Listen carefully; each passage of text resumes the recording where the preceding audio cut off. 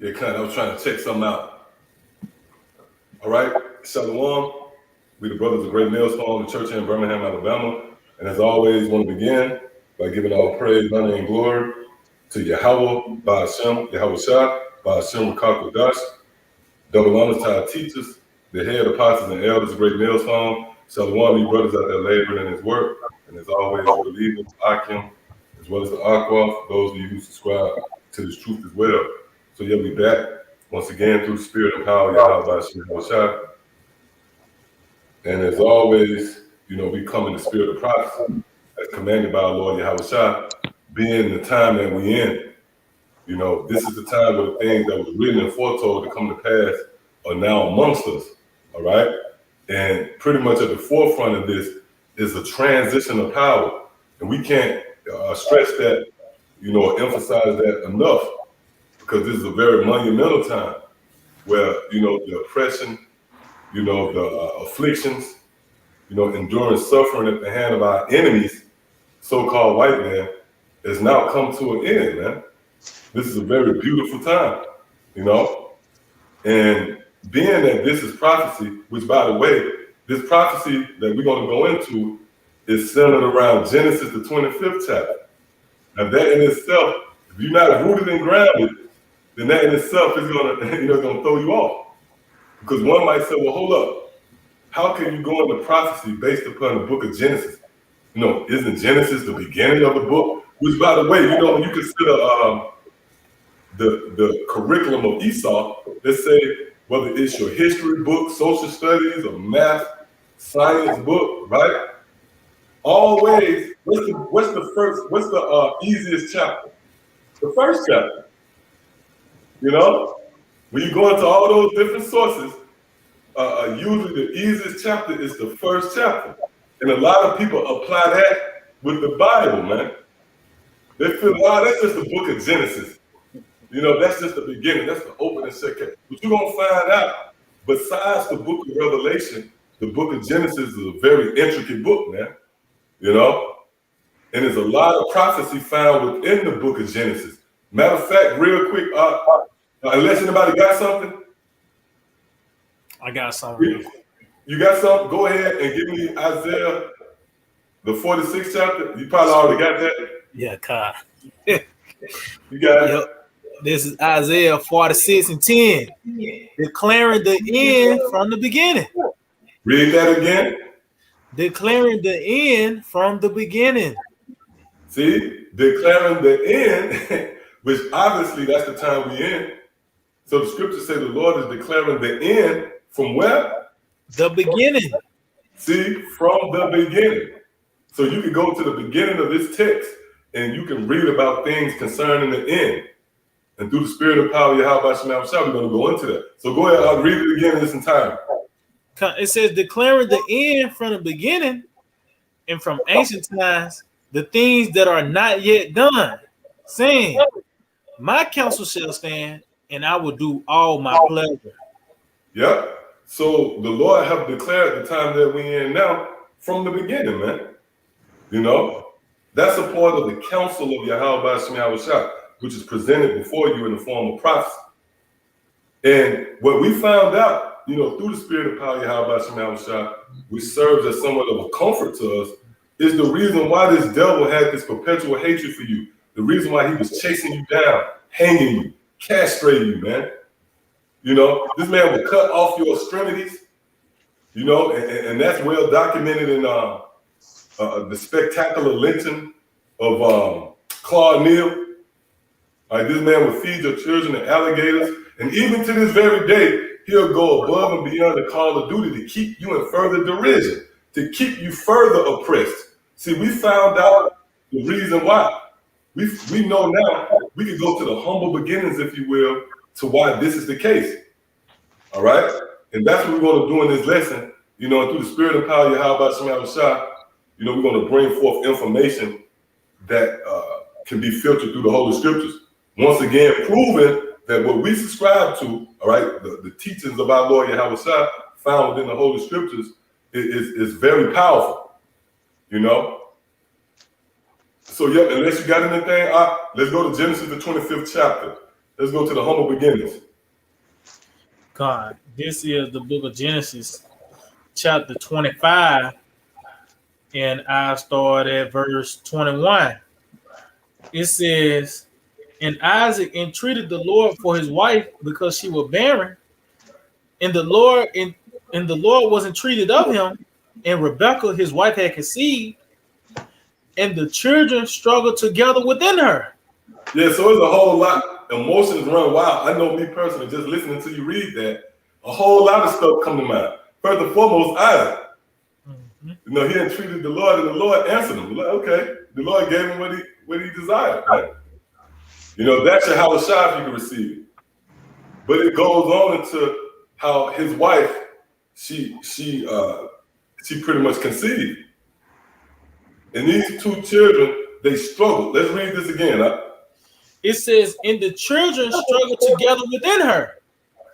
Mm-hmm. And she said, if it be so, why am I thus?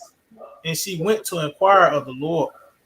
Yep. And she went to inquire of the Lord by way of the proper order. Okay. But right there, you see, well, these two children are struggling in the womb. And it was very emphatic, so much so that she had to inquire of the Lord about this. Hey, just imagine, you know, Rebekah with these children in the womb. Hey, they was going at it, man. They was probably knocking her around the room, you know. So she had to inquire, why am I thus? Now, before we get into that, let's look up that word struggle. All right, so this is that word struggle. Strong's H7533.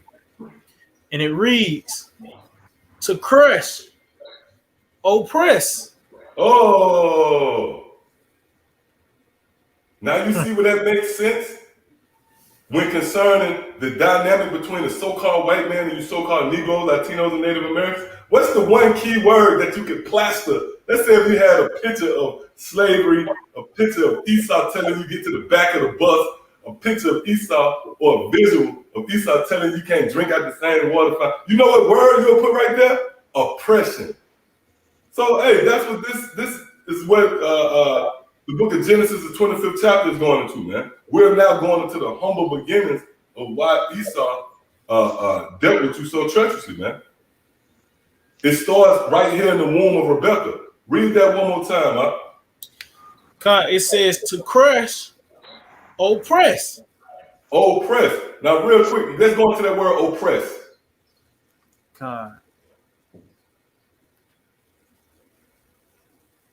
All right, this is that word oppress. Just a Google definition. It's like it. That word oppress, and it reads, keep someone in subservience and hardship. And hardship. Oh, see? It's not the so-called white man making a conscious effort to keep you in hardship, to keep you subservient unto him or under him. You damn right. Go ahead, Doc. It says, especially by the unjust exercise of authority. Oh, so that's where power comes in. So that's why we know the kingdom of heaven will be set up in effort for us to get justice on Esau. Because we can't get Esau now. Why? Because we don't have authority. We don't have power. So what the so-called white man did with his power, the first time he got power in his hand, what he did? He oppressed you. Oh, okay, the brother, all right, the brother said Salakia. Oh, DMX apparently is not dead. Okay. Hey, so hey, the saga continues, man. Hey, but guess what? When it happens, if you die within the next 48 hours, we're gonna repeat those same steps. You know, we're gonna. So whether now or later. But that's the spirit of the brother was just talking about that. You know, I don't know what Esau up to, man. That really Esau scrambling, shit ain't coming together. Because now we getting the momentum. And you consider a struggle, and especially in a movie, right? The bad guy, he get on top of the good guy, and the good guy roll over on top of him. But right now, Esau, he have us in subjection. But eventually we're gonna get him. You got it out. The word struggle, just a simple Google definition. I like it. Yeah. I don't know if it's just on my end, but I barely can hear you. I don't know if you brothers can hear him, but it might just be me. His end too. Can you hear me? It's a little better. Yeah, it sounds a little clearer. You might want to come up closer on the mic. Okay, kind. Yeah, simple Google definition of struggle. It says make forceful or violent efforts to get free of restraint or construction. Woo!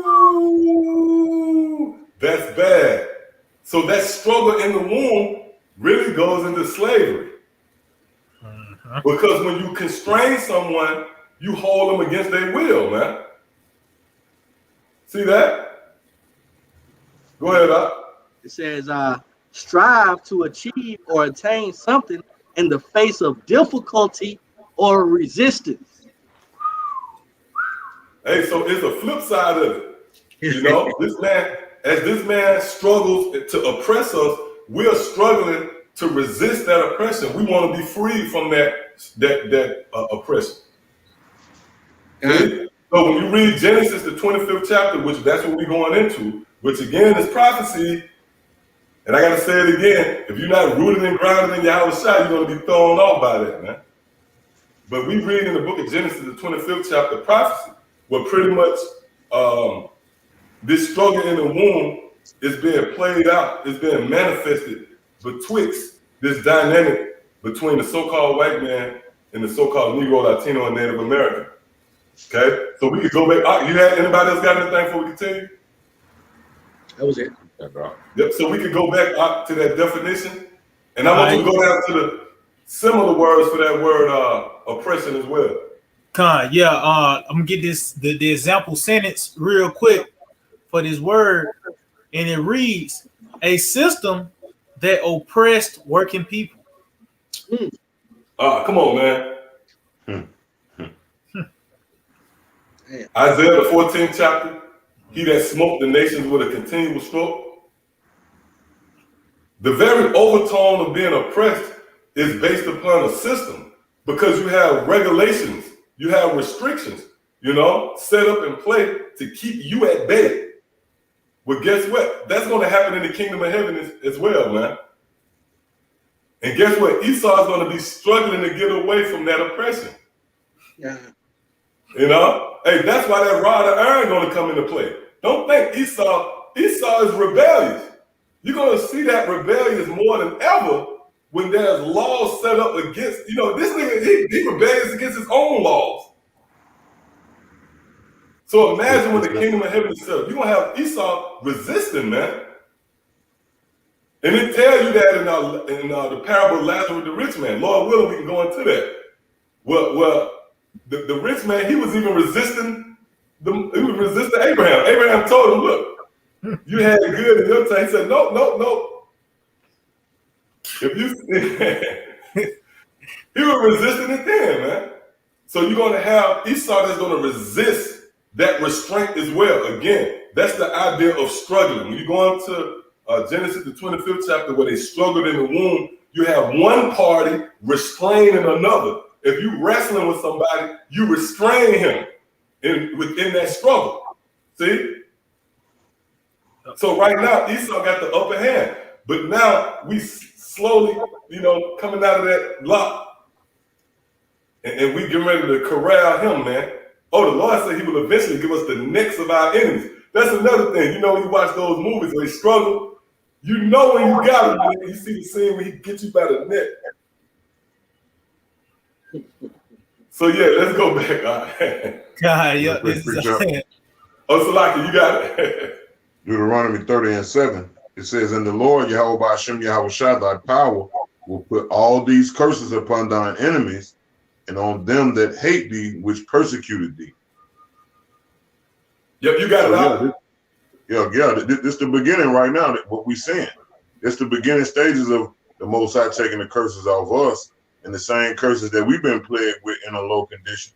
He putting them on Esau. Now, the fulfillment of that is going to be what in the kingdom. When you read what Lamentation the fourth chapter, and the 21st verse, if I'm not mistaken, when it says your matter of fact, it's the last verse in the chapter when it says your iniquity has been accomplished. Right, but when it talks about it's going to go on Esau, Edom, that's in the kingdom. That's the fulfillment of that. Why? Because they're going to fully drink of this cup, man.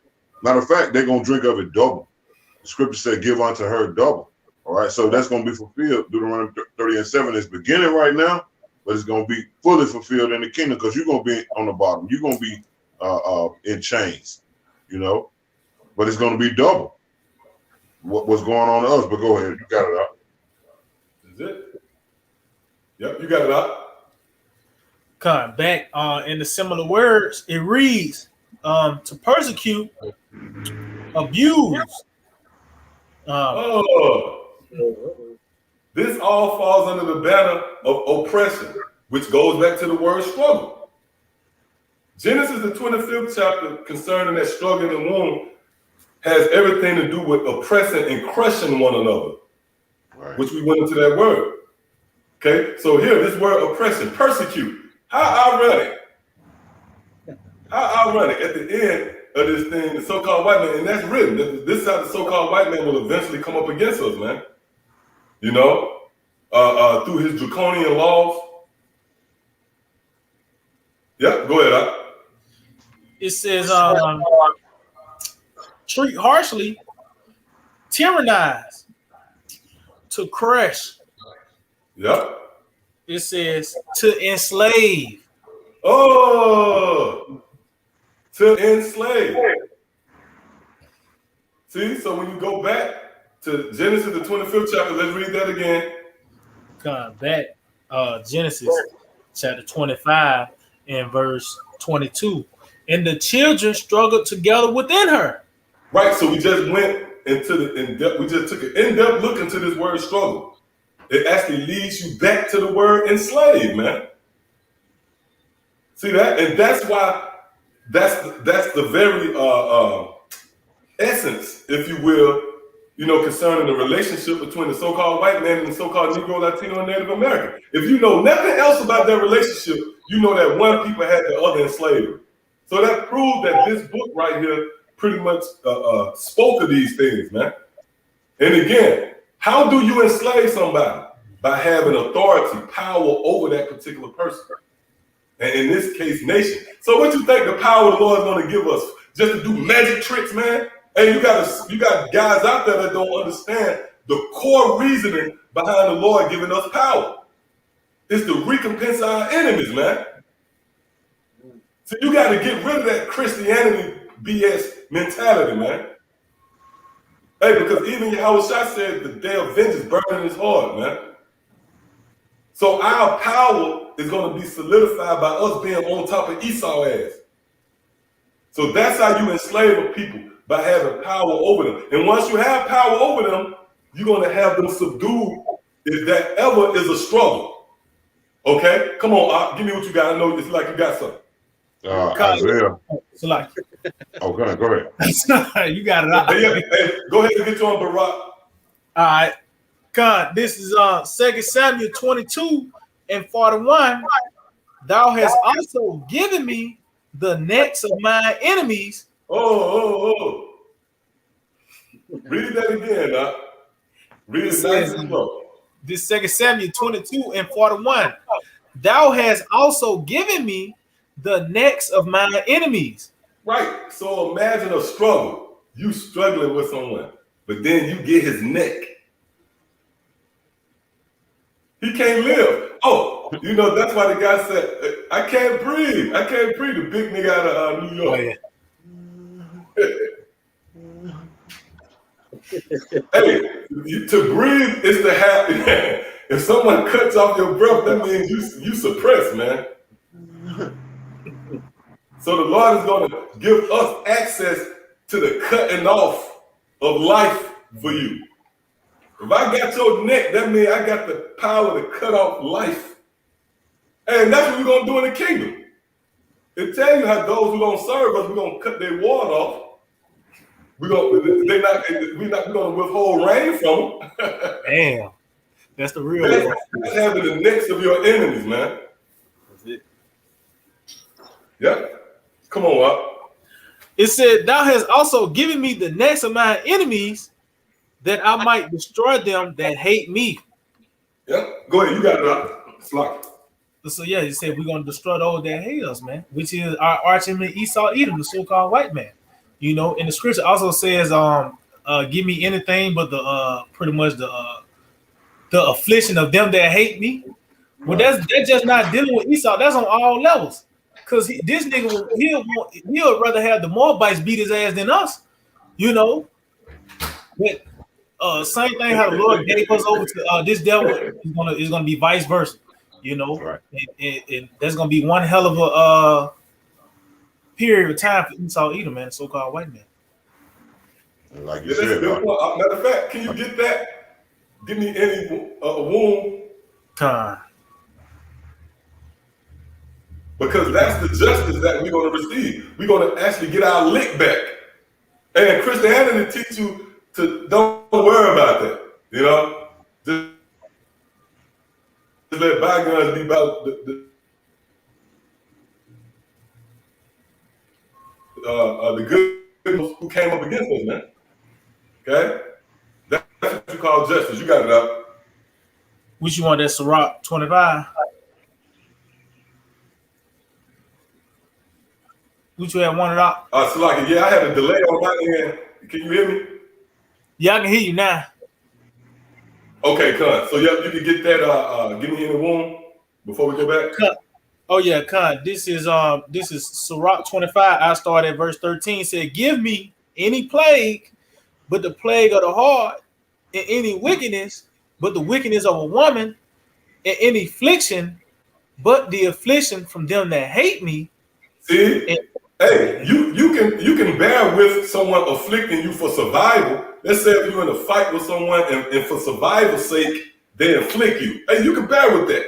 But just your enemy, you know, inflicting harm against you, man, that's a brutal blow. And we're going to get into that. Keep that word brutal in mind too, man. Go ahead, Doc. It says, and any affliction, but the affliction from them that hate me, and any revenge, but the revenge of enemies. Yeah. But the revenge of enemies.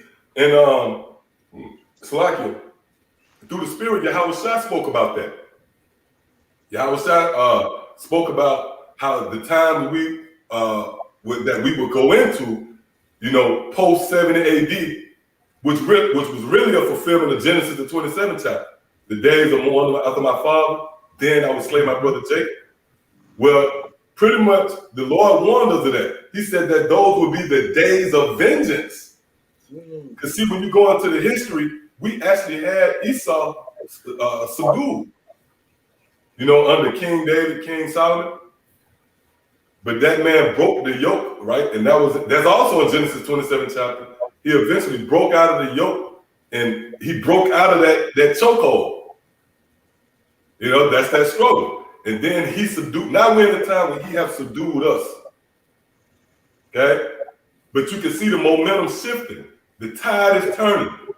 This man is becoming feeble and becoming weak.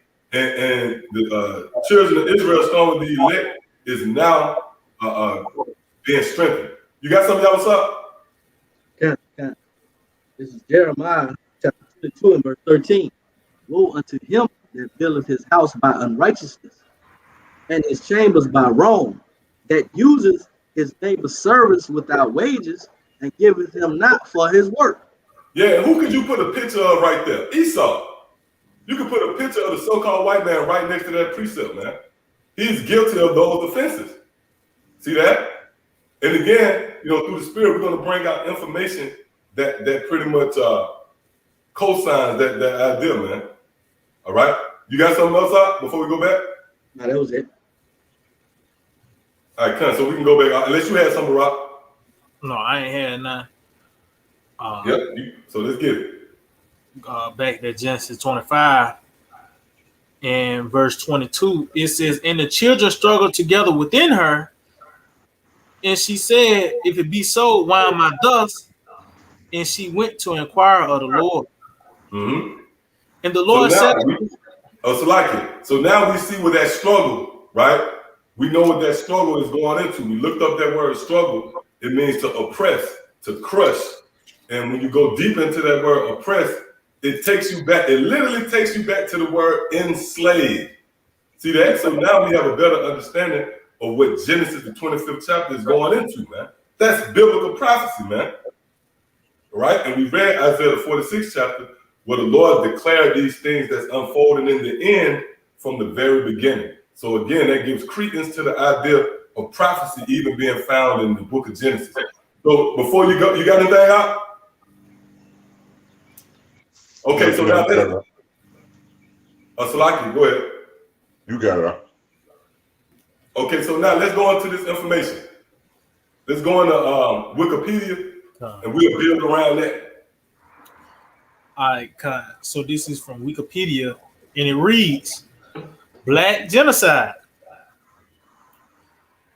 And it says, in the U.S., Black genocide is the characterization that the mistreatment of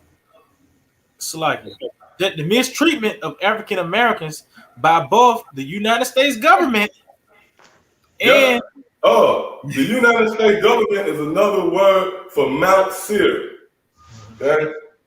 Yeah. Because when you go into that word government, it means mind control. That word govern means control, and ment goes back to the word mental or mind state. So to control one's mind, how do you do that? Through a system. Oh, and that was one of the words for oppression. Hey, which also, just by a show of hands, what's the word system? What it also goes into? Pit. System. Let's say out. Pit. That's it, pit. And a pit is what? A pit is a jail cell, man. See, we just gonna simplify it for you. That's a pit. Okay, so this system was set up to keep you in derision, to keep you oppressed. See that? Yep. Hey, real quick, I got that word genocide out before you continue, because it say Black genocide, which, by the way, we don't promote that idea of black. You got two simple niggas with turbans on your head who have immortalized the word black, man. And they're playing into the hands of Esau. Hey, you know what, man? Hey, in the spirit, that's why the Lord said judgment gonna begin. Because these, man, there's nothing worse than a nigga in fringes in a Hebrew land. Yep, go ahead, huh? Oh, so like, this on me. Let me get this real quick. This is the definition for genocide, right? It says systematic, they got the word system, which goes back to the pit, man.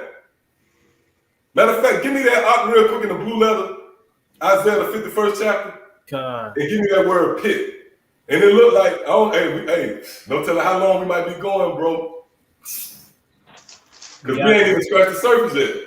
Hey, the rabbit hole goes deep when concerning Esau and his oppression. This nigga get a kick out of oppressing you, man. Mm-hmm. But we found out it all goes back to biblical prophecy.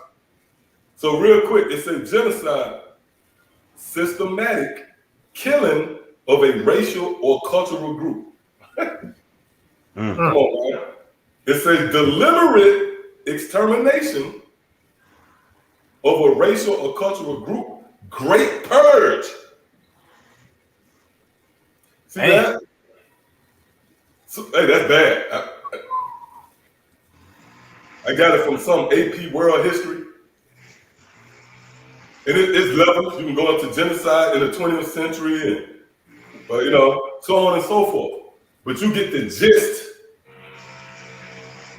of, okay, and that's the spirit. Now the brother came back and said DMX is not history. So now, hey, you want it now or later? Yeah, that's it.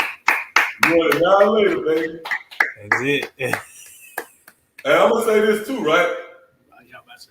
It's not like we got that person against DMX, man. He a fellow Israelite, That's right. But at the end of the day, he contributed, he contributed to the furthering of the derision of Israel, man.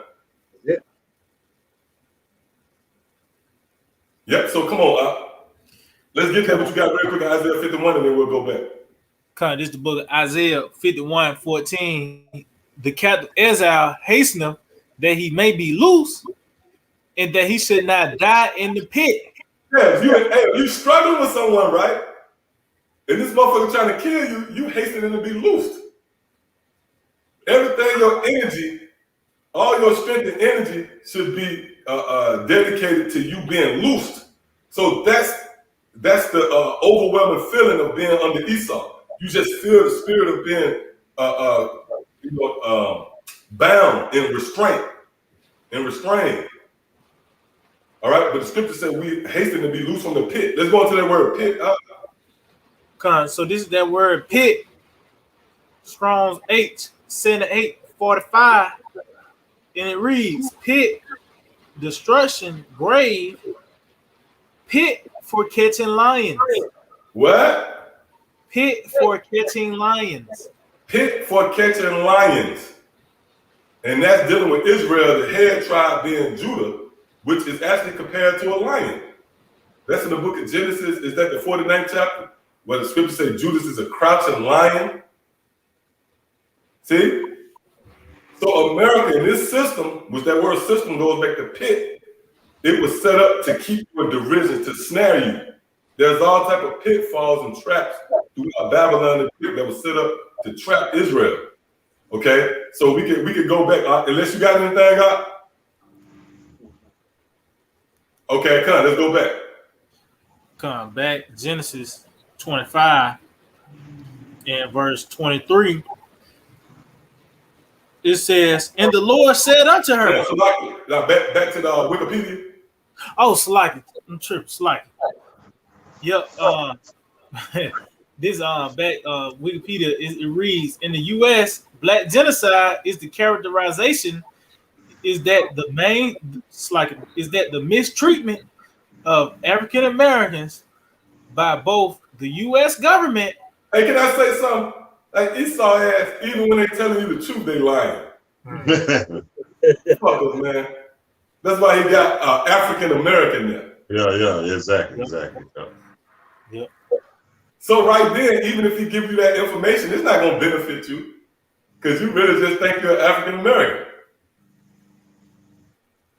But see, we here as the alternative media telling you that the U.S. government, which you can put Mount Seir right there for that word, is suppressing not the African Americans but the Hebrew Israelites, man. A storm with the tribe of Judah. Go ahead. Hey, the scripture said we ain't ignorant of Satan devices. Yep. Mm-hmm. You got it up. It says in the U.S., black genocide is the characterization that the mistreatment of the Israelites by both Mount Seir and the Edomites. Now that's how you should read it. That's how you should read it. Because that's the truth of the matter. Right. Okay? It's Mount Seir that's oppressing the children of Israel right here in this time. So come on, go ahead, read it again from the top. It said in the U.S., black genocide is the characterization that the mistreatment of African Americans by both the U.S. government and white Americans, both in the past and the present. Oh, both in the past and the present. That sounds like Ezekiel, the 35th chapter. That perpetual hatred, that duration of time. Now, real quick, when you go into, matter of fact, give me that real quick. Go to Ezekiel, 35th chapter, and look up that word perpetual. Baba Kasha. You got something up? No, just going back to what you said, that perpetual hatred, that lets you know that the spirit of the serpent rested upon Cain, and that same spirit came back in Esau, and you got to know that our forefather is what? Is Jacob, which later on his name was changed to Israel. So they got to let you know the seed line, because the same incidents that was going on from the beginning is still going on right now. Romans 15:4, things that was written aforetime was written for our learning. So, but that's only through the idol, but go ahead, Art.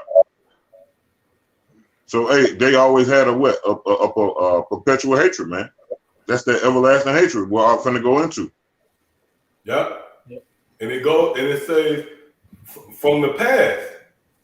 So this is not a new idea. Just because George Floyd got choked out. No, this goes all the way back. This is the same story. This is the same struggle. Okay, go ahead, Art. This is like Ezekiel 35 and verse 5. Because thou hast had a perpetual hatred and hast shed the blood of the children of Israel by the force of the sword in the time of their calamity, in the time that their iniquity had an end. All right, so this is that word perpetual. Yeah. Oh, slack. Read it again, Art. Oh, Slop, this is the book of Ezekiel 35 and verse 5. It says, because thou hast had a perpetual hatred and hast shed the blood of the children of Israel by the force of the sword. I was just saying, hey, that's a good point. It ain't about this current action that just took place on a national scale for us, the knee on the neck. That go all the way back. This is nothing new. It's a perpetual hatred. Perpetual meaning everlasting. Nothing that's brand new. A hatred of old. Go ahead, Art. It says, because thou hast had a perpetual hatred and has shed the blood of the children of Israel by the force of the sword. Just because you see what happened in a modern sense, that's nothing new. That's been taking place from the beginning. Go ahead. In the time of their calamity, in the time that their iniquity had an end. Yeah, because the Most High put the spirit upon this devil to forward our afflictions. All right, even though the Most High is justified in doing what he doing, but still Esau is going to be held accountable. That don't mean Esau Edom hands is clean. See what I'm saying? So just because, and see, that's the deceiver and the deceived being in the hand of the Most High being omnipotent, because he made this devil go off, but he still ain't gonna say, well, you know what, I made you go off. I'm gonna wink at that. Hell no, you forward the affliction of the apple of his eye, man. That lets you know how much the Most High hate this devil, man. Made this devil go off so it can be justified when you kill his ass. Go ahead, Art. Hey, can I say too, hey, that's just like the movie director don't have to explain the Cain. Right, exactly. You ain't got to explain the Cain when they got killed. I made you stomp that guy out. I made you stomp the guy out who asked you which one of y'all's came. Just so he can come back and kill you. Yeah. That's what y'all outside did. Damn, man. Hey, we're gonna go into that. You got it out, but I want Art to get that word perpetual too. God, this is that word perpetual. Strong's H 5769. And it reads long duration. Forever. Damn. Everlasting. Evermore. It says ancient, Woo. continuous existence. Yep. You That's got it. huh? Hey, ancient. Okay, you got something else up? God, this is going back Genesis 32 and verse 6. And the messengers returned to Jacob, saying, we came to thy brother Esau, and also he coming to meet thee with 400 men with him. Then Jacob was greatly afraid and distressed, and he divided the people that was with him, and the flocks and the herds and the camels into 2 bands, and said, if Esau come to the one company and smite it, then the other company which is left shall escape. See that? Yep. So You want to add to that, Doc? Yeah, You got it, Rock. so this is in old times, ancient days when Esau met us with 400 men, right? Now, this is future prophecy because it's going to be left 2 lots. They're going to come again to us, you see? And they're going to strike and smite the ones that's of the 2/3. And the rest is going to escape by the way of Yahweh Shem Yahushua, Lord will, we endure to that day. But this is that old ancient hatred, man. That's been down from Genesis 32. We can read this in Revelation as well, man. Right. You got it. That's bad. Right. And it tells you that also in Wisdom of Solomon, the 10th chapter, how the righteous fled from his brother's wrath. That goes all the way back. That story is still being played out. So, like the brother said, the brother just went to the book of Genesis, man. Which, when you go into that word Genesis, it goes back to the root of something, the origin, or the beginning. So going into the book of Genesis, that's somewhat like of a genealogy. That's where you go back to the very beginning. Yep. So yep, you got it up. We're gonna go back to that. Go back to the article. Mm-hmm. All right. What's like it? I mean, when you go back into the history, it's information through the Spirit. We're going to bring out information. Matter of fact, go ahead and bring it out. Talking about Y'all, what's up? Give what you got. This is it's to the register, because you know what? Because before you go further, read that again. Read that definition. It's like that article, that last part again. Oh, God. All right. Back it says in the U.S., black genocide is the characterization that the mistreatment of African Americans by both the U.S. government and white Americans, both in the past and the present. Oh, the past and the present. So now, and let's say before we got to that point, that was a way that maybe Esau could have got out of this. But then we went to where it says the past and the present. And that's why the Spirit had us begin in the book of Genesis. That's how you get to the bottom of it. You ever notice, like, if you have a cartel or a certain organization, you might have a feds or someone looking to take down an organization, well, they got to get to the source. Uh-huh.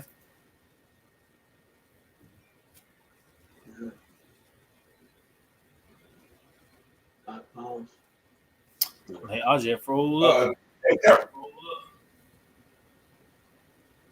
Yep, so like, is my good now? Yeah, come. You good now? Yeah, so like I was saying, the moral of the story is you want to get to the source of the problem. Okay? So that's why the Spirit is on us to go to the humble beginnings. Right? So that's why even in the definition in the Wikipedia, it says past and present. See that? So that's why Esau is not off the hook, man. And we're going to show you that, right? Go ahead, you got it. Yeah, this is an article off history.com. It says Salaki, I can't hear you on my end. Can y'all hear up? I can hear it's like it go in and out. You know what I mean? It's like in and out, maybe. You can come up. I'm coming up. All right. Little Willie, you hear me? This is an article on history. It says that there's evidence that British colonists in 18th century America gave Native Americans smallpox infected blankets at least once, but did it work? It says North American colonists' warfare against Native Americans often was horrifyingly brutal. Hold up. It says brutal. Can somebody look up that word brutal? I got that on. And then I want you to go into what you got. Go ahead. That word brutal, just a Google definition, and it reads savagely violent. In some of the similar words, it says bloodthirsty. Yep, bloodthirsty. That's Ezekiel the 35th chapter. Since thou hast not hated blood, since you devils have had an infinity for blood, then guess what? The Lord is going to deal with you. Oh, okay, Salakia, can y'all hear us out there? The brother said he messing with the line. Maybe that was a delay back from then, but just give us a thumbs up if everything's smooth.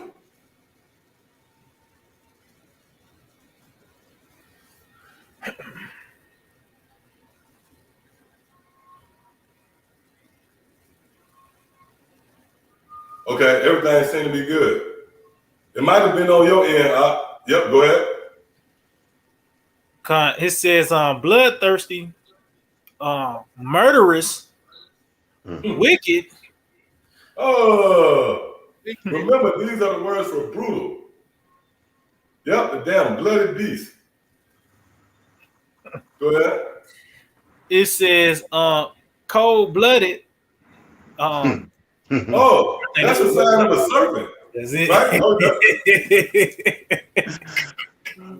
Hey, I'm gonna tell you, man, this truth is beautiful, man. Yeah. All right, the Lord opening you up and giving you understanding concerning your circumstance, life and existence itself. We able to get to the bottom of things now, man. And the Lord made it perfectly clear. Cold-blooded. That's cold-blooded. God, it says merciless. That's the so-called white man. And we're going to show you that. We're going to bring out a little information, that should get you fired up in the spirit. Go ahead, Al. Heinous, atrocious, vile. It says brutish, beastly. That's it. Yeah, because you can't talk down a beast coming after you. You can't talk him down. He's driven by that lust for blood, for your blood.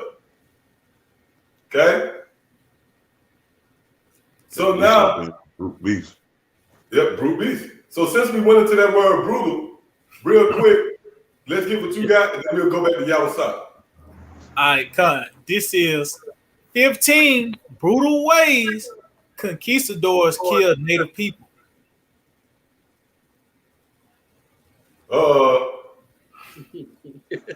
And who is the conquistadors, man? That's just a fancy, polished up way of Esau. Yep, go ahead, huh? It says, I just read the intro. It says Spanish conquistadors fought and explored their way through the Americas in the 16th, 17th, and 18th centuries. In their wake, they left destroyed empires and millions of lives lost. Yeah, so, okay, with that said, when you go into biblical prophecy, that will have everything to do with the Edomites, who was given the blessing of the sword, man. And pursuing to Revelation the 6th chapter, it tells you how this man would take peace from the earth. So, for all of you out there like Vocab Malone, that clown, let's say this guy, right? And among others, if they do dive into that subject, they'll say the Edomites was done away with. But they won't give you no dates. They won't give you no times, no names. They just say, nope, they was done away with. Well, according to biblical prophecy, and those of you who have the power to extrapolate, you'll say, well, hold up. If the scriptures say that that would be a people who would be given a sword, then you have these motherfuckers to come around and leave nothing but blood and carnage in the wake, and they pursue the power. Then obviously, from their work so long, they would have to be the Edomites, man. Right. So the brother finna go into 15 brutal ways. What else do you want, man? And that's like being in court, which court is in session, and we bring up 15, forms of evidence against you, man. 15. You got a fingerprint here. You left a glove there. You left your DNA on a cup over here. You left your shirt with your name tag in it. You had your name in the motherfucker. So out of all this evidence, then certainly this man is guilty. All right, come on, Al. It says, but beyond the pure number of people slain, what is most disturbing are the horrific ways conquistadors murdered the native population. Well, hold up. We just read that. We just read that in the book of Ecclesiastes, the 25th chapter, around the 13th verse.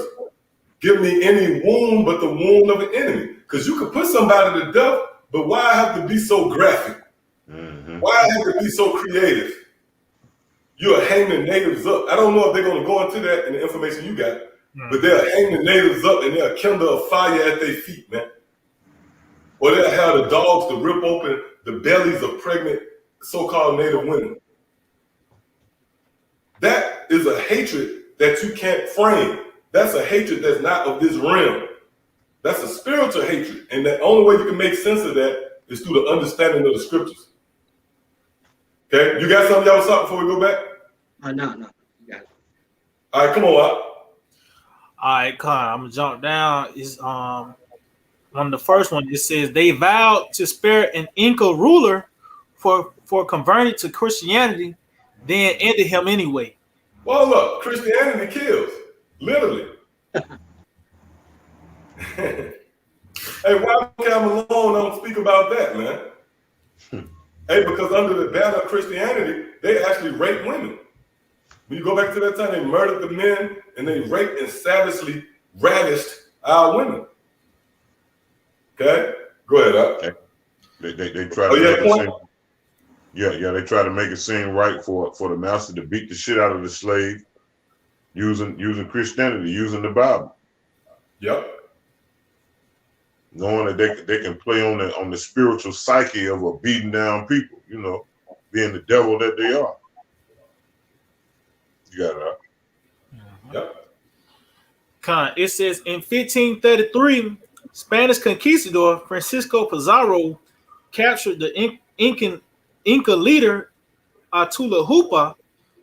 In order to save his own life, Atahualpa promised him to fill a 24-foot long, 18-foot wide, and 8-foot tall room full of gold, and then double that amount in silver. Pizarro quickly accepted the deal. But as the riches were slowly delivered to the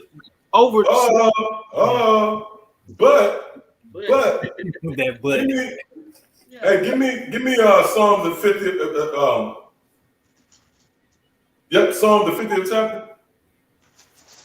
Is that it?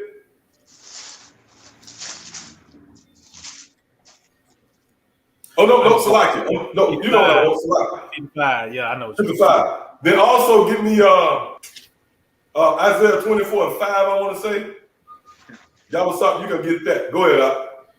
This is the book of Psalms 51. I mean, it's like a 55, and I start at verse 20. It says, "He had put forth his hands against such as be at peace with him."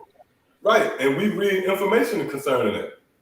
When you have Pizarro, this devil, he stretched out his hand against our people, man. You came to our land, or we were settling at, should I say? We didn't pop up where you was at. You came over here. So certainly you stretched out your hand. When you stretch out your hand, that means you extend out to me. So you stretched out your hand against such that was at peace with you, man. When you devils came over here to North, Central, and South America, you didn't receive any resistance. Furthermore, when you go into the memoirs of Christopher Columbus, he spoke about how the natives, the only weapons they had was spears made of bamboo, man. And they had damn iron swords, you know? So you knew right then you weren't going to receive a resistance, you know? But as it were, you stretched out your hand against those who was at peace with you, because the natives nourished you devils back to health, you know, from that rigorous voyage. All right, go ahead, Up. It says he have broken his covenant. Oh, you have what? Broken his covenant. You have broken his covenant. What else you want? We reading right there. We going into history, and it's going into the fact that you had this conquistador, this Edomite, that made an agreement. And by the way, he was about to get his devil, man, a damn mansion full of gold, and he was going to double it with silver, man. Hey. And he broke that covenant, man. Hey, that's Habakkuk, the 2nd chapter, where he's not satisfied. Right. Fucking devil, man. What you think we gonna do to you in the kingdom, man, when we given authority, man? And we have all our sound senses. We gonna remember who you is too, man. We gonna fuck that devil up. All right, go ahead, huh? It says the words of his mouth were smoother than butter, but war was in his heart. How ironic. That's the same word that was used in the information, man. So this man made an agreement, but, all right, matter of fact, go ahead and finish that off. It says the words of his mouth were smoother than butter, but war was in his heart. His words were softer than oil, yet were they drawn swords. Yet were they drawn swords. All right. So yeah, come on, give me what you got real quick. We're gonna go back to that article. This is Isaiah 24 and verse 5. It says, the earth also is defiled under the inhabitants thereof, because they have transgressed the laws, changed the ordinance, broken the everlasting covenant. Yep. So it's a part of Esau, it's a part of his makeup, is in his very DNA, is woven within him to not honor any covenant. Because that's the hey, if you get that, that's the signs of a criminal, a thief, and a murderer. Okay? So it all goes back to the so-called white man. So you got it, up. Back in the article, it reads, but as the riches were slowly delivered over the next 2 months, the Spanish conquistadors grew paranoid that it was a trick. So Pizarro sentenced Atahualpa to be burned alive. Damn. It says, but Atahualpa knew Pizarro would never burn a Christian, so he converted. This worked, and the conquistadors goaded him instead. I mean, it's like it garroted him instead. Yeah, see that? Oh, so them devils, and they lust the blood, they end up hanging them anyway. See, go ahead. All right, let me jump down. It says, they fed native people to dogs. Yeah, so this is also one of the offenses of the so-called white man. Okay? And for all you so-called Negroes, Latinos, and Native Americans out there who are not willing to digest the idea of having enemies, okay, then all you have to do is research.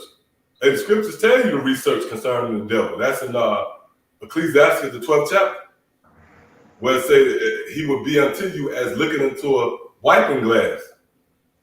And you will see that his rust has not altogether been wiped away. So you ought to examine this devil, assess him, man, scrutinize him. And you come to the conclusion that that's the same old devil. That's your enemy. That's your natural born enemy. And that's Genesis, the 25th chapter. Really, that phrase goes back to Genesis, the 25th chapter. Natural born enemies. Okay? Should have been the title. Yeah, go ahead, It says the Spaniards trained their fierce dogs to attack, kill, and tear in pieces the natives. It says the Spaniards keep alive their dogs' appetite for humans in this way. It says they have natives brought to them in chains, then unleash the dogs. Well, hold up. Is that love? All right? or is that a way of an enemy?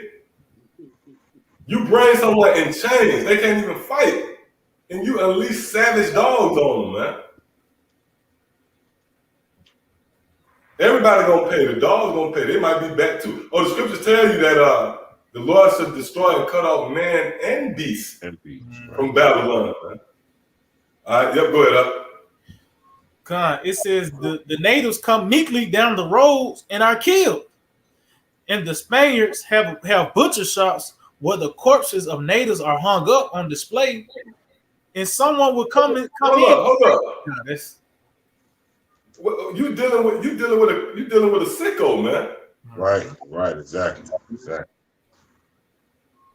Hey, that's the same one that hang a goddamn deer head in his cabin. Yeah. See that? Now we know where it come from. Now we see that this is the ways, is a part of his makeup. He's the bloody man. Yeah, you want to add on to that? Yeah, what is that? Woe unto the bloody man. What is that? Nahum? Nahum. Is that it? No, that bloody city. yep. Full of lies around. That's Esau Edom, man. You know, like I said, that's a sicko, man. You know, you hanging memorabilia up on the wall of your past kill, and see, you know, it's one thing to kill an animal for food and clothing, but to kill it for gain, you know, to kill it for fun, you know, you that's that man that can't be satisfied with blood, man. Woo. Mm. It's just like we were saying, that same blood is going to pursue him. That's why Esau Edom got so much that's why Esau Edom got so much blood shed to pay, man. You know, he got so much blood to pay with, man. I mean, his blood got to be shed. Cause think about that, man. Come on, man. An innocent animal, man, helping the ecosystem going, and you just killing it for fun. Go ahead, you got it out. Hey, I got a quick precept, just real quick. It's Psalms 59 and 2. A matter of fact, you know what? Matter of fact, I started verse 1. It says, to the chief musician, Al-Tasif, Mitchum of David, when Saul sent, they watched the house to kill him. It says, deliver me from mine enemies. See, there go again, enemies. God. It says, O my power, Salakia, defend me from them that rise up against me. And again, it talks about how that past, the article we read, this hatred is from the past, Ezekiel 35th chapter, that long duration. Right. See? So this is not the only time this devil rolls up against us right now. He always rolls up against us. See? This is the point. It says, deliver me from the workers of iniquity and save me from bloody men. Beautiful.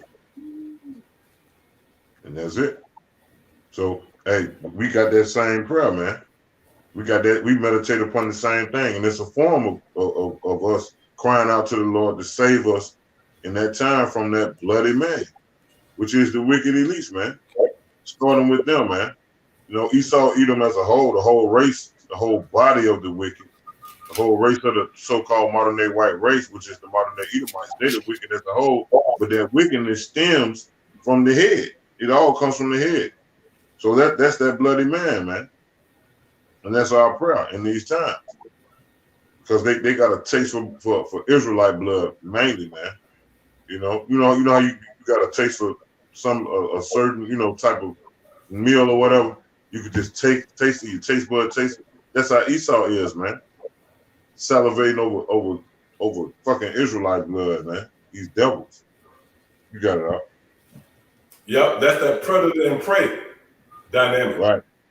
Right. You have a certain predator, his taste is for a certain animal, you know? That's beautiful. So Esau gets off on the blood of Israel. Beautiful. All right, you got it up. I got a precept real quick. Come. This is the book of Psalms, chapter 140 and verse 1. Deliver me, O Lord, from the evil man. Beautiful. Preserve me from the violent man. See that? From the evil man. That's Esau. So-called white man. From the violent man. And we going into detail right now. We're going into the history. We're going into information that supports this claim. Okay, before we go further, you had something up? This is Amos chapter 1 and 11. Thus saith the Lord, Yahweh Shah, for 3 transgressions of Edom, and for 4, I will not turn away the punishment thereof, because he did pursue his brother with the sword, and did cast off all pity, and his anger did tear perpetually, and he kept his wrath forever. Yep. So he killed his brother, and he showed no mercy, man. You know. So everything we're going into, pretty much the information, you can go into history. It's in the history books. Which, by the way, you got these devils trying to take this information out of history books. You notice that, right? Right. Goddamn devil. You know what that's equivalent to? You know what that's equivalent to? A damn criminal wiping away the fingerprint. Fucking devil. But guess what? We got you, man. We got you on audio. We got you on video. We got records. We got your fingerprints all over the place. All right, so come on, let's go back. Back in the article, it reads, they have natives brought to them in chains, and this is under the banner of they was feeding the natives to the dogs. So it says they have brought natives to chain. They have brought natives in chains, then unleash the dogs. The natives come meekly down the roads and are killed. It says, and the Spaniards have butcher shops where the corpses of natives are hung up on display. It says, and someone will come in and say, more or less, give me a quarter of that rascal hanging there to feed my dogs until I can kill another one for them. We giving you vivid illustration of how Esau dealt with us, man. So when we bring forth the idea of us beating the shit out of them in the kingdom, that's justified, man. All right, here it is. They got the corpse of the nation. You came over here, man. You came over here, infringed on our land, all right, what the Lord allowed us to dwell. Right. And you butchered us, hung us up, and said, look, give me that rascal. Give me a portion of meat from that rascal so my dogs can eat. That's in history, man. Okay? Thus the title of this lesson, enemies. Who you think King David was crying out against? He wasn't crying out against some guy in the underworld with a damn pitchfork. His petition was against his enemies, because King David, being the king, he was also a prophet, man. And he prophesied. He saw this vision. He saw Esau dealing treacherously with us, man. Okay? So come on up. I got something real quick.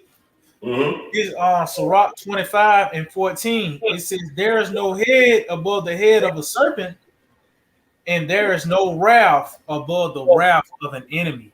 Right. So there's no head above the head of a serpent. Esau is that serpent, meaning he's in power, you know?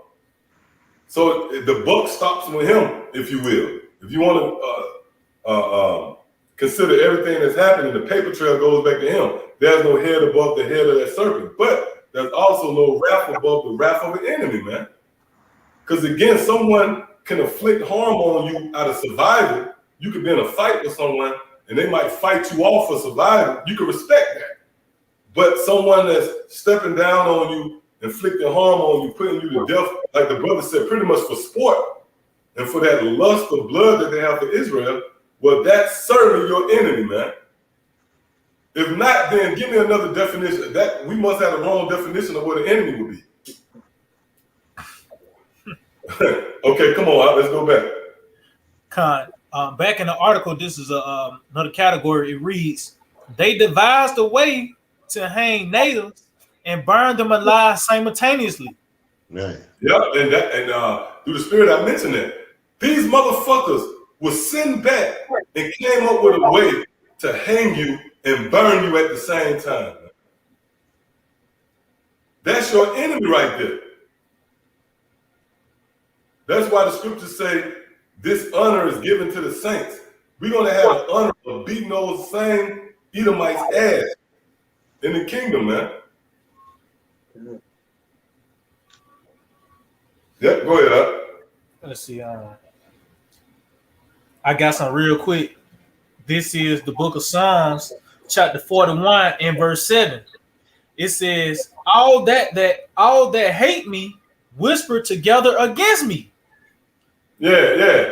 Motherfuckers, hey, they in the cut coming up with a elaborate way to hang you and burn you at the same time. But when you fast forward to now, you know, these devils with this whole rhetoric of the crown, 19, and making the so-called Negro, Latino, and Native American the face of that war on that disease, if you will. That's another form of them whispering against us, man, in the cut. Yep, go ahead, Up. It said, against me do they devise my hurt. Yep, and devise, when you go into the word devise, it pretty much means plan. So they're planning your hurt. You know, Esau giving you, for an example, you know, these stimulus checks and so on and so forth. Man, that's a cunningly devised plan or plot for your hurt. Because ultimately they're looking to, if nothing else, crash the American dollar and match the reset button, which really goes back to, classifying you, having you in classes. You know, you a slave, I'm on top. That's why you see the so-called middle class being phased out, because they're trying to go back to that oasis of having you in oppression, man. Again, Esau gets off on that, man, of having you oppressed. That's why when we get the power over them devils, man, we're going to appreciate kicking their ass, man. Right. Yep. You have something you want to add? You know, like you said, when Lord willing, we get our hands on them devils, man. Like you said, you're gonna appreciate it, because we gonna do what the scripture says. I got a real quick precept in Revelation 18. It says, Revelation 18:6. I'm gonna start at 5. It says, "For her sins have reached unto to heaven, and the Most High have remembered her iniquities. Reward her even as she rewarded you." So when we get our hands on these devils, all right, the Most High, we think we got an indignation. We think we got an anger against these devils. But when the Most High, through Yahushua, put the Spirit on us, when we get our hands on these devils, we gonna fulfill this. It says, "Reward her even as she rewarded you, and double unto her according to her works." And that's, you know, the ones that work the works of this wicked place, man. Starting with these elites, man. You know, these little pipsqueaks, you know, behind the scenes, you know, running the set, you know, doing all type of mischief, controlling things, but this small, you know. It says, "In the cup which she have filled to her double," and that's ultimately, you know, slavery. All right, but that double is, you know, we went into slavery, and we went into slavery because we angered the Most High. But you're gonna go into slavery because you angered the Most High. And number two, to get destroyed. That's gonna be that double, because we coming up out of our slavery, but that double gonna be given unto you, and you know, and plus a whole other genre of thing, you know, for all the work that you've done. That's it on that. Huh? Yep. All right.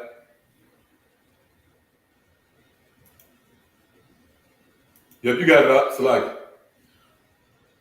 You got matter of fact, give me Malachi. Somebody get it real quick. Malachi 4 and Malachi 4 and 3. Yeah. Just going back to when we get our hands on these devils, they're gonna receive that double. Yeah. This is Malachi chapter 4 and 3. "And ye shall tread down the wicked, for they shall be ashes under the soles of your feet, and the day that I shall do this, saith the Lord of hosts." Yeah, that's that mercy and marvelous grace and a hell of an experience that the Most High through Yahushua is going to give to the elect, man. It's to tread the wicked up under the soles of our feet as ashes, bringing that double unto them. Really, just, you know, meaning to get rid of them, man. In that day, that we gather them up in a big bonfire. You know, we're gonna that's Obadiah 18, right? We're gonna gather them up in a big bonfire, man, and get rid of them. That's that, you know, that also going into that double, man. You know, you got it. Got something to back you up. Talk about that big bonfire. This is Ezekiel chapter 24 and verse 6. "Wherefore thus saith the Lord, Woe to the bloody city, to the pot whose scum is therein, and whose Right. scum is not gone out of it. Right. Bring, go ahead. God, it said, woe to the bloody city. And we know what the city was raised upon blood, America.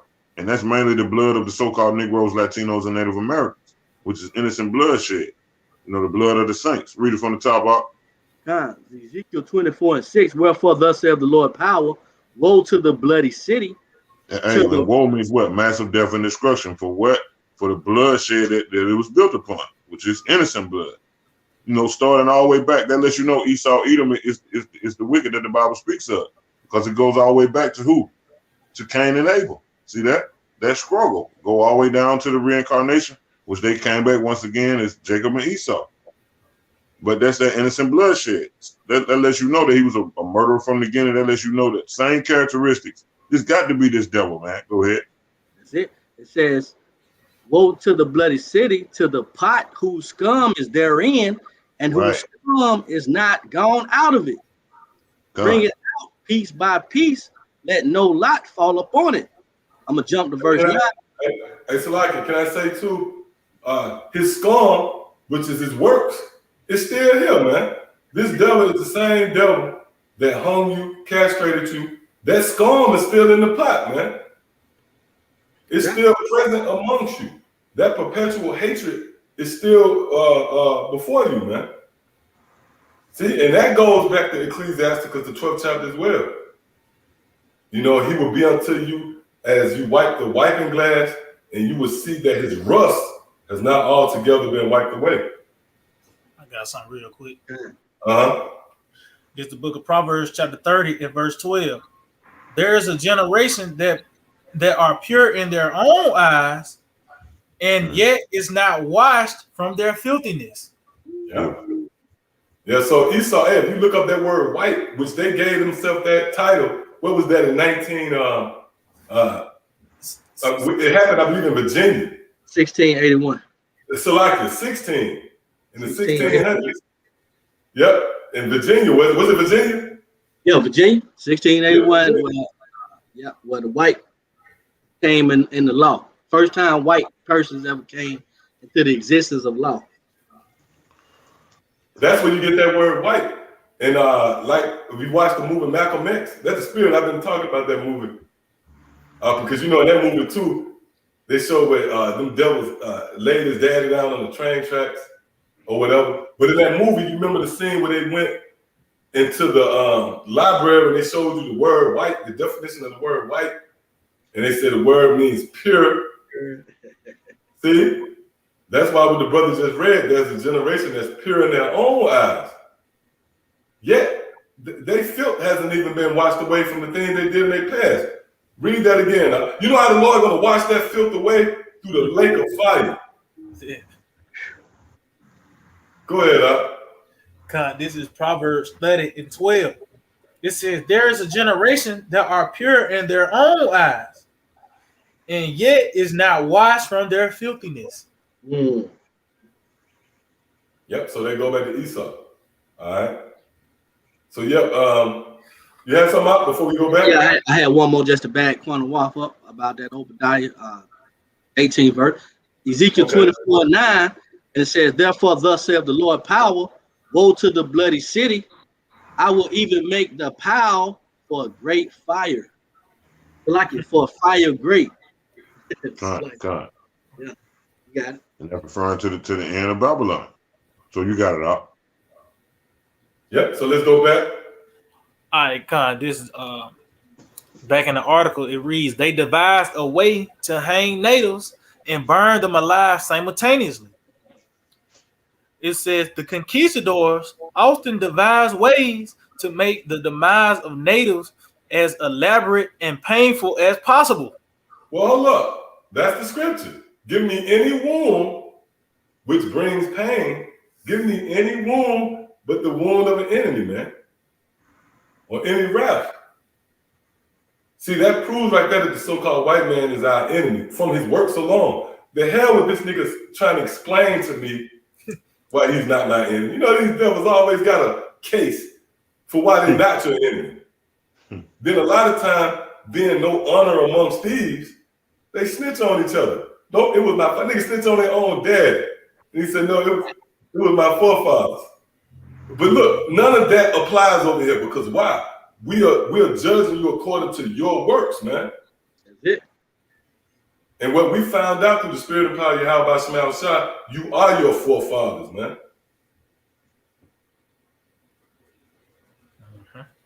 Yep, you got it up.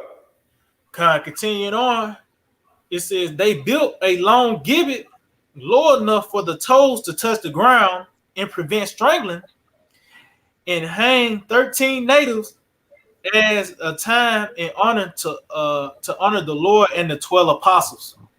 That's crazy. Hey, Esau is crazy, man. Sick and deranged. He was doing it under the banner of Christianity. So hold up, you got this nigga Vocab Malone. He like to look into the history, like to question, the validity of REI and our teachers, But why won't you go and dive into that history? That was they was claiming your set. Right. They was actually claiming Christianity, man. That goes to show you that Esau is our natural born enemy, man. There's nothing you could do to rehabilitate that hatred, that spiritual hatred, which that hatred is not of this realm, that perpetual long duration, that everlasting hatred that the so-called white man have for you. There's nothing you can do to quell that. It was all written in the story, man. See? Go ahead, Al. It says, then once the natives was near their end, straw was wrapped around their torn bodies and they were burned alive. Yeah. All right, this is another category. It reads, they took the lives of newborn babies. Right, so Esau is guilty of that. Again, court is in session, man. For all of you out there who resist, the overwhelming spirit of the Lord, man, in relation to bringing up charges on Esau. Well, here it is. We producing evidence, man, that justifies, and then we don't have to go back that far. You can just go back to last week. You just look up some shit. You look up a Jake that got sentenced to jail time or something. You'll see right there Esau displaying his hatred for you. See? Go ahead, Al. It says the conquistadors brutally wasn't limited to native soldiers or even adults. It says they snatched young babies from their mother's breast. Yeah, come on, man. Imagine that. Let's take a walk. Let's walk with me, man. Take a walk. Let's look back in the retrospect. Imagine you having soldiers, in a village. They subdue the men. They have the women. You got the children over there. And one of the soldiers come take a baby from the arms of his mother, right? With intention to do harm to the baby. What would you classify that person to you? That would be your enemy, man. See, go ahead, Al. Let's find out what they did with the baby once they got him out of their arm. He said, and then dash out the brains of those innocent against the rocks. Now, are not we gonna pay them back? Why did that happen? And why you have? Well, let's go there. Man. Again, what you people gonna find out is this is the most powerful book on the planet Earth, and it's a reason why these things was written. Go ahead and give me what you got, Al. This is Baruch chapter 4, verse 15. So like that, you know what I want, Al? Yeah, this is the book of Psalms 137 and 7. I've been holding that. Yeah.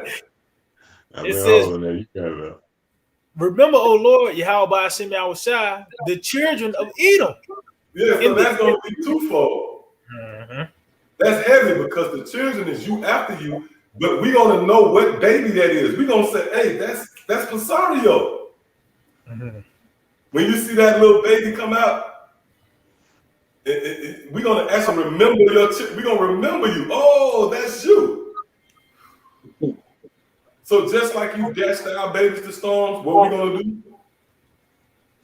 Same thing. It says, who said, raise it, even to the foundation thereof, O daughter of Babylon. who ought to be destroyed. Happy shall he be that rewarded thee as thou hast served us. Happy shall he be that taketh and dasheth thy little ones against the stones. So hold up. Somebody might hear us read that and say, hold up, that's not right. That's not fair. Well, let's go into history. Read that again. Let's go into the history. It says they snatched young babies from the mother's breast and then dashed out the brains of those innocents against the rocks. So that's why the scriptures have what's written and what is written, man, and how it's written, and who it's written to, and who it's written for. Because Esau, the so-called white man, served us like that. They actually dashed our babies. They bashed our babies, man. Imagine your baby, a little infant. Motherfucker take your baby and crash his brain up against a stone, man. That's the reality of an enemy. See? Go ahead. That was it on that? Con. All right, go ahead and get what you got up. This is Exodus chapter 17 and verse 14. I can't hear you. I come up a little closer, Salaki. This is Exodus chapter 17 and verse 14. And the Lord said unto Moses, write this for a memorial in a book and rehearse it in the ears of Joshua. For I will utterly put out the remembrance of Amalek from under heaven. Yep. And Amalek, that goes back to the head tribe of Esau, man. And the Lord is going to remember all those works. See, you got Jake out there that they want us to just forget about it. Whether it's due to their status in this society, you know, everything's going well for them. It's not in their best interest for them to come up against their master. But the Lord himself is stirring up our pure minds by way of this remembrance. And that's what you're witnessing now. This is a form of the Lord jogging your memory. We're going into detail what these devils did to us. So go ahead,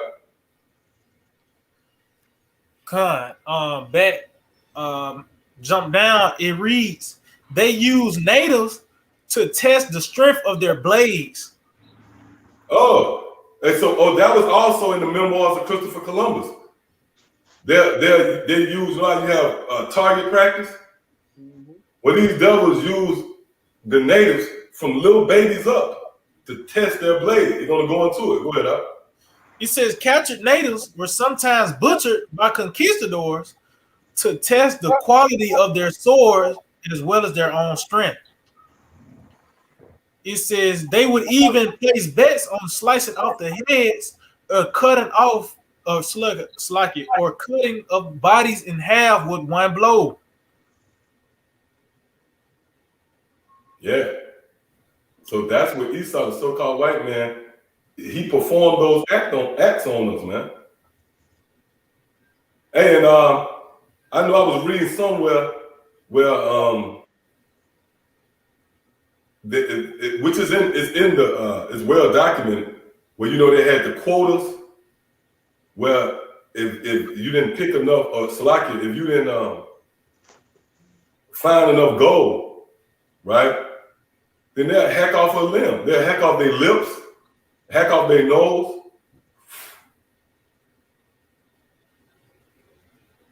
Yep, come on up. Just imagine a little one, man, a little girl, a little boy, in their early teens, post-teens, 7, 8 years old, get their damn nose hacked off, man.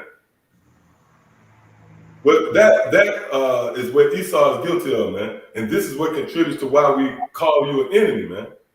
And you don't have to be all in depth and that's going to be an indictment against a lot of you people out there, a lot of you Israelites. Because even if you're not tapped into the spirit of the Bible, well, if you came across this information, then that alone, should justify our cry against Esau.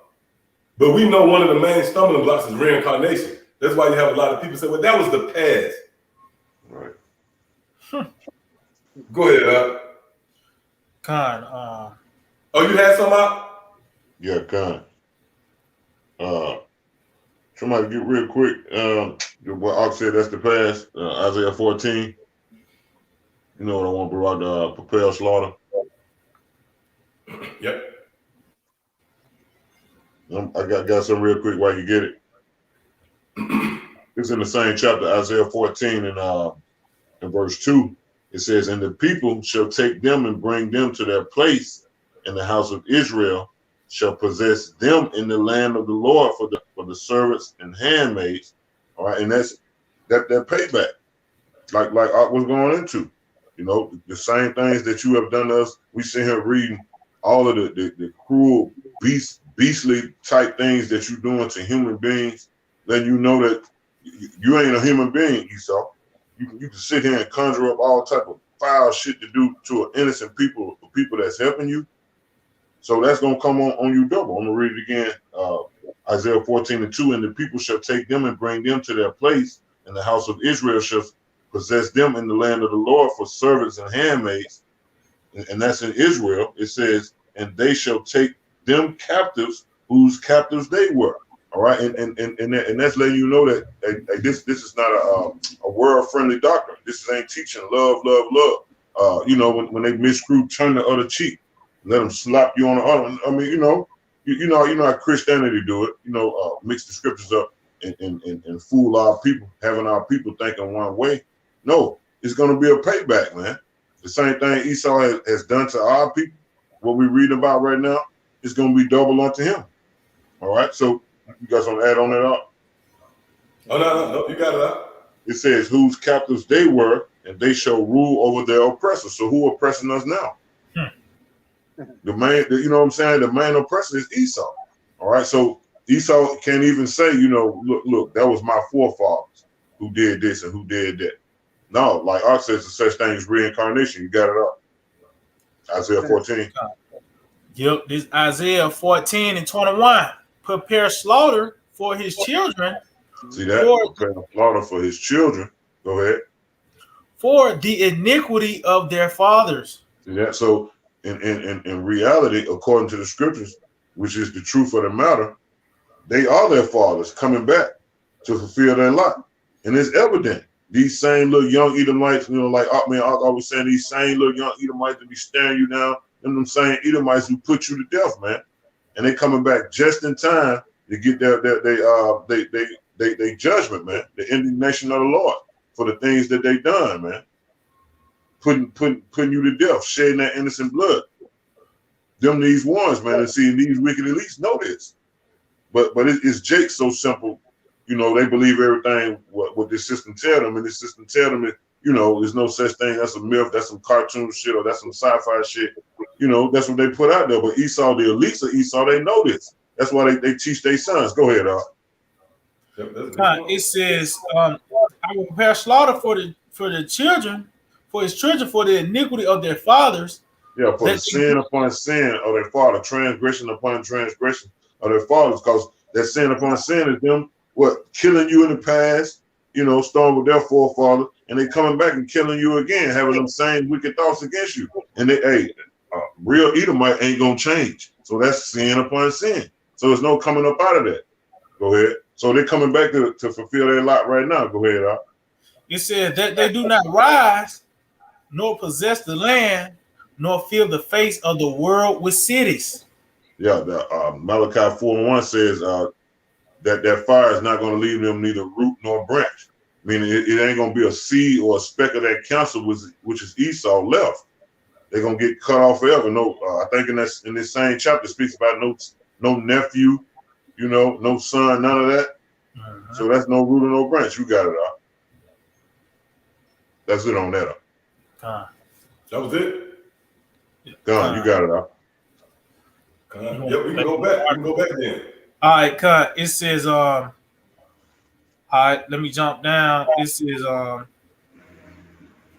Slakia. It says, let me jump down a little bit more. That was something you had no precept, did? Yeah, I got a precept. This is Ezekiel 18:18.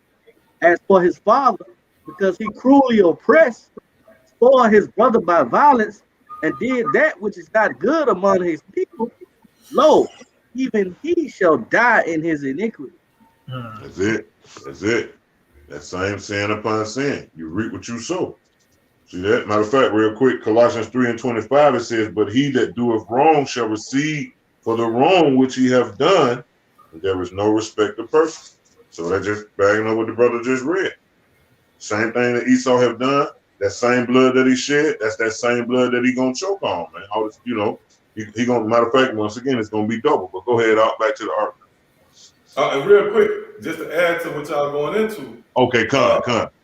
That's gonna actually be individually as well. You got to remember, the Lord is perfect, man. Meaning the very ones that had a hand in dealing with you. Let's say your damn slave owner, some damn slave on a plantation. He had a certain Jake hung and whipped and castrated. He gonna pay for that, man, because he might have died, in his past life, and it seemed as if it was no justice. Guess what? The very one. That's why the scripture says in Colossians the 3rd chapter, he that done wrong shall receive of the wrong that he done, man. And that's why we read in Ezekiel the 18th chapter that the father who committed those acts is gonna pay. It's not going to be the son paying for the works of the father. Okay, so that shows you how about Shemi Awashai and his perfection, is far beyond the comprehension and reasoning and rationality of people, man.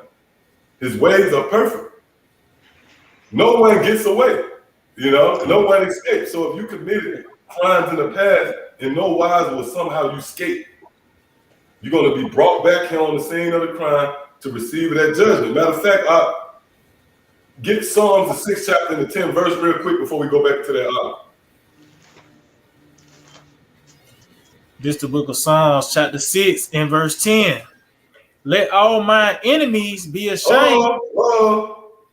Let all my what? Enemies.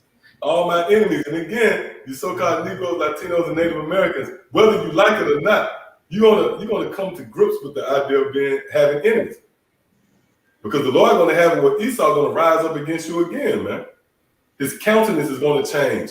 Pursuant to Ecclesiastes, the 12th chapter. This man is gonna show his horns. Okay? But again, the scriptures refer to these devils as our enemies. Go ahead, read it again. It says, let all my enemies be ashamed and sore vexed. Let them return and be ashamed suddenly. Yeah, what does the scripture mean when it says let them return? That goes into reincarnation, man. So the Lord brought these same devils that you see walking around carelessly, shopping with a goddamn Starbucks cup or some crazy shit. They was brought back on the scene of the crime to receive their judgment, man. That's why Isaiah the 14th chapter said, raise up his children for the iniquity of their fathers. Meaning they're here to pay for the things that they committed in their past life. All right, so come on. I got something real quick. All right, come. This 1 Kings 21 and 29. Seest thou Ahab humble himself before me? Because he humbled himself before me, I would not bring evils in his days, but in his son's days will I bring the evil upon his house. There you have it. So the Lord says he's going to visit him not then, but in his son's days. If you have eyes to see, that means when he come back in reincarnation. Whoa. God. Okay, so now let's go back. Hey, and that's a part of the good news. We know that Pizarro or none of these damn conquistadors is going to get away. They're going to come back and we're going to fuck them up in the kingdom of heaven, man. Go ahead, up. Okay, yeah, I can barely hear you though. Yeah, precept for you real quick. This is Rock, chapter 16 and 11. And if there be one stiff neck among the people, it is marvel if he escape unpunished. Woo! For mercy and wrath are with him. He is mighty to forgive and to pour out displeasure. Come on, man. If there's one stiff-necked person that get away, you should marvel at that. So, hey, not one of you devils is going to get away, man. Neither will you be able to quiet the grumblers, if you will. You know, give us some damn, what would you call it, retributions? That's an insult, man. Mm-hmm. The only way we're going to make things right is we're going to shed your blood. All right, so come on, up. Con. All right, back in the article, it reads, they forced natives into slavery and worked them until they perished. Well, hold up. Why is that? Because we just read what we opened up in Genesis, the 25th chapter. That struggle in the womb, when you go into that word struggle, it translates to oppression. Now, when you go into that word oppression, where did it take us back to? Enslaved. So even if you're not quick, and sound in judgment, at least the fact that we was under captivity to this devil, some should ring a bell with you, man. See, to us, this makes all the sense in the world. Okay? All right, go ahead. It says the Spanish would treat the captive native abhorrently, driving them day and night with beatings, kicks, lashes, and blows. Yeah, driving them day and night, not giving them rest. Give me Isaiah the 14th chapter. Oh, that continuous screw. Yeah, they was driving them day and night. They didn't give them no rest. They was beating them and they was whipping them, man, and dealing treacherously with them. So again, how would you frame that type of person? What tag would you give him? The only word you could come up with is enemy. Yeah, go ahead.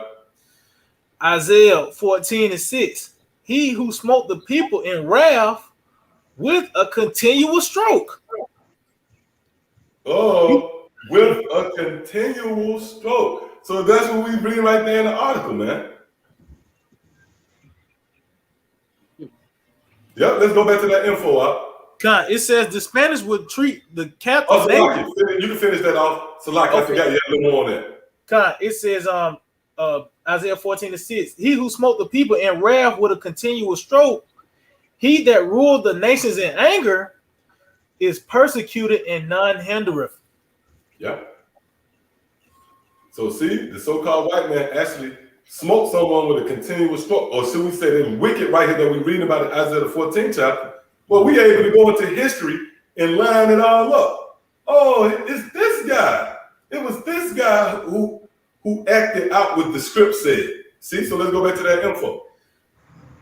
It says the Spanish will entreat the captive native population abhorrently, driving them day and night with beatings, kicks, lashes, and blows.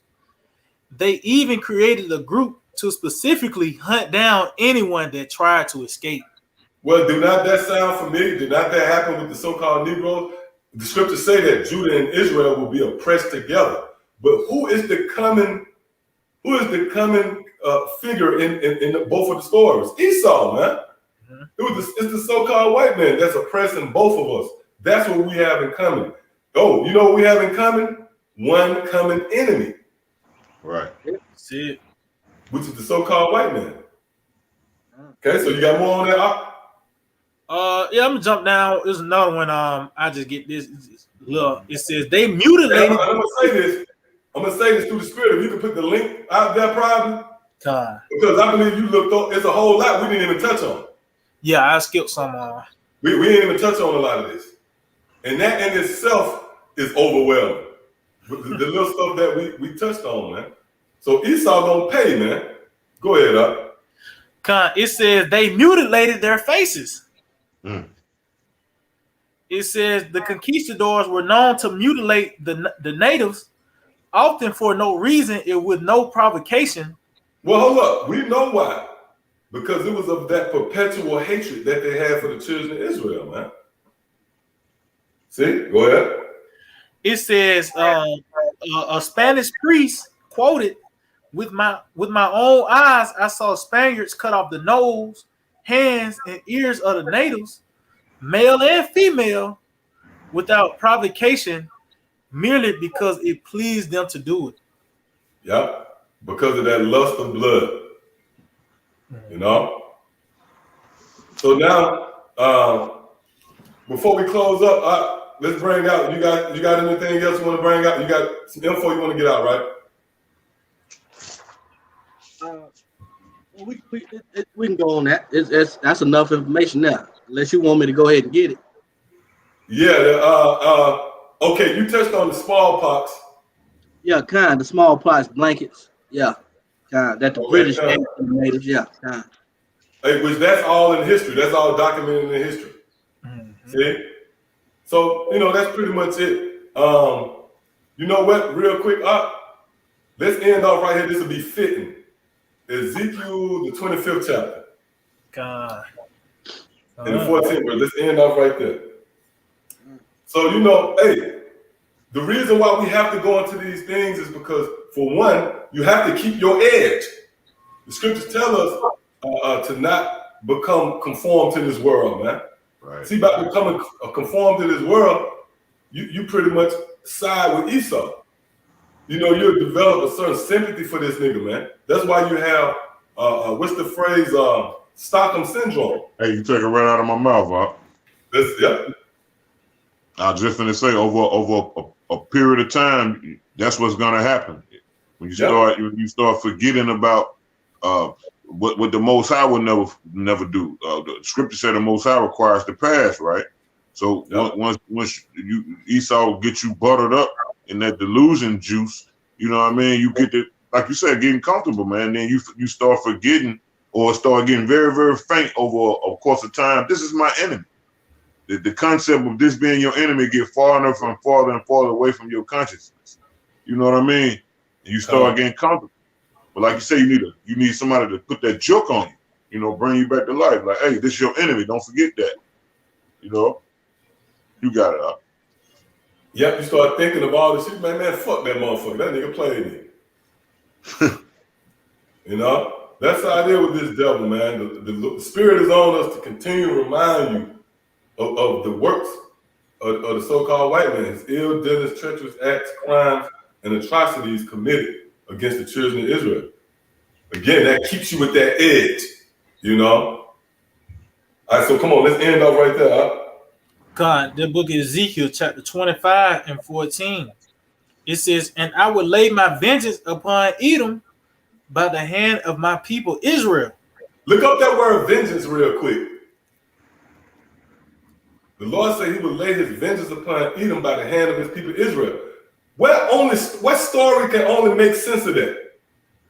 The history that we're going into now. The so-called white man hanging you, castrating you, mutilating your face, as we just brought out, taking your infants and crushing them against the stone. Them the only people that line up with what we just read, man. But the Lord said he would bring his vengeance upon Edom at the hand of his people, man, Israel. So if you got that definition, let's go there and we'll go back to that verse. All right, so this is the vengeance, Strong's H 5360, and it reads, vengeance. It says vengeance. It says revenge, avenge, to avengement, whether the act or the passion. I might have to get it just a regular Google definition. I got something. Hey, but that gave you a little too. That word avenge, It says vengeance, just a regular Google, punishment inflicted or retribution exacted for an injury or wrong. Yep, and that injury goes back to Lazarus and the rich man. What Lazarus laid at the gates of the rich man, and he was inflicted with sores. Well, part of those sores is slavery. That's a part of the injuries. You was injured. The reason why you can't grow your own food, right? Because you injured. You were suffering from a wound that was giving you back then. Yep, go ahead. You got more? And it says vengeance. It says retributive justice, retaliation, eye for eye, tooth for tooth, tit for tat, measure for measure, blow for blow. That's cold. That's cold. Yeah, we want our lick back. We want our lick back, and Yahweh Shema is going to allow that once we're given power over this devil. So come on, let's go ahead and end off right there. God, Ezekiel 25:14, and I will lay my vengeance upon Edom by the hand of my people Israel. And they shall do in Edom according to mine anger and according to my fury, and they shall know my vengeance, said the Lord, Yahweh Shema Shai. Yep. Hey, so there you have it. All right. So with that, I want to give all praise, honor, and glory to Yahweh, Ba'ashem, Yahweh Shai, Ba'ashem, Rakakudash. Double honors to our teachers, the head apostles and elders, great millstone. Shalom, you brothers out there laboring in his work. And as always, you believe it's the Akim, it's the Aqua. Those of you who subscribe to this truth as well. Till the next time, Shalom. Shalom. DTA. Soon.